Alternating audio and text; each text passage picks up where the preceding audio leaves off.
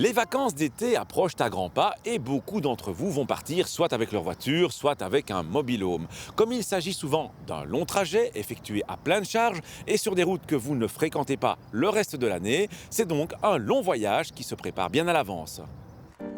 La veille ou l'avant-veille du départ, notre vacancier modèle commence par préparer son véhicule à la longue transhumance. S'il avait été proche d'un entretien, il aurait anticipé celui-ci. Ici, ce n'est pas le cas, mais avant le départ, il vérifie quand même les différents niveaux de liquide. Ensuite, il nettoie convenablement les vitrages, les phares et les rétroviseurs. Enfin, et ce n'est pas le moins important, il vérifie la pression des pneus en se référant au mode d'emploi du véhicule. Comme il a une galerie de toit, notre vacancier se montre particulièrement attentif à la fixation de celle-ci. Il aurait fait pareil avec un porte-vélo.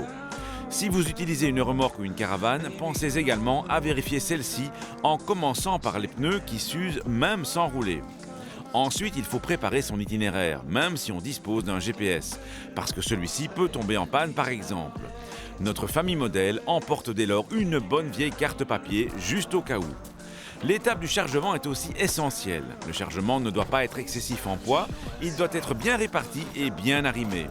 La plage arrière de votre véhicule n'est pas une extension du coffre et doit rester la plus dégagée possible pour votre visibilité, mais aussi car un petit objet lourd qui y serait placé deviendrait un projectile dangereux en cas de freinage brusque. Une fois nos vacanciers modèles partis pour leur long périple, ils font bien attention à garder les distances de sécurité car ils savent qu'un véhicule chargé aura besoin d'une plus grande distance pour freiner en cas d'urgence. De même, son comportement sera moins bon dans les virages, ce qui est une bonne raison de plus de modérer sa vitesse. Enfin, il y a aussi le problème de la fatigue qui est un ennemi du vacancier qu'il faut savoir gérer. Effectivement, il est important tout d'abord de démarrer son trajet en étant reposé, de boire beaucoup d'eau, de manger léger et de céder le volant dès les premiers signes de fatigue. Il existe en Wallonie une soixantaine d'aires autoroutières, ce qui signifie que vous en croiserez une environ toutes les 10 minutes sur votre trajet. Ce sont autant d'endroits où vous pouvez vous arrêter pour vous dégourdir les jambes, pour vous reposer ou simplement pour faire une pause. Sur cette soixantaine d'aires autoroutières, une vingtaine sont concédées à des pétroliers ou à des PME qui assurent alors une offre de service, que ce soit une station essence, un shop, un magasin. Concernant les sanitaires, il est important de souligner que ces dernières années, d'importants investissements ont été consentis par les concessionnaires pour offrir des sanitaires de qualité. Il y a ainsi plusieurs concessionnaires qui ont développé un concept que l'on appelle tout de loup et qui vise vraiment à offrir un confort optimal aux visiteurs. Alors le long des routes, des affiches avec des têtes connues aussi.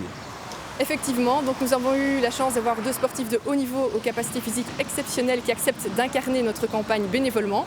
Il s'agit de David Goffin et de Jean-Michel Sèvres. Et donc notre message est d'autant plus percutant qu'il est incarné par des sportifs qui se dépassent chaque jour dans leur discipline, mais qui invitent chacun à leur image sur la route à respecter leurs propres limites en s'arrêtant sur les aires.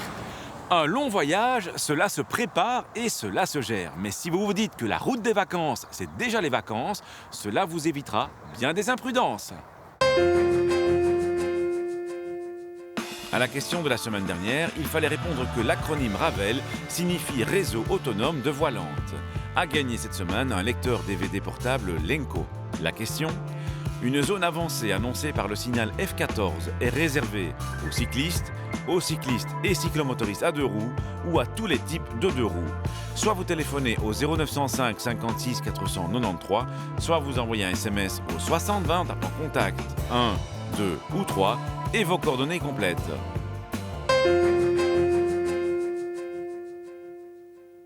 Il est recommandé d'accéder à un rond-point par la bande de droite si on sort dans l'axe d'entrée ou à droite de cet axe d'entrée. La bande d'accès de gauche est plutôt recommandée à ceux qui vont sortir à gauche de l'axe d'entrée du rond-point. À la semaine prochaine et d'ici là, bonne route!